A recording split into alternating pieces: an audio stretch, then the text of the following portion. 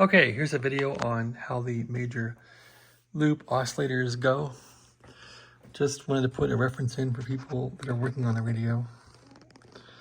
That they go like this. So they start off pretty much 0 to 4.49 megahertz. That'll do broadcast band, 80 meters.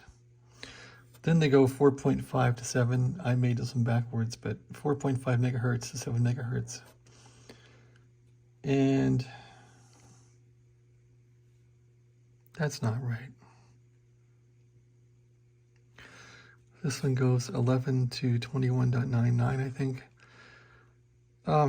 This probably goes like to 10 or something. Probably screwed that up. Anyway, that's sort of how they go. 22 to 30. So that gives you an idea of how they work. All right. It's close anyway. 4.5 to 7. Why did I do that? It goes higher, I think. Probably goes to 10.99. I should fix that. Okay. Oh, anyway, thanks for watching. I hate putting out misinformation.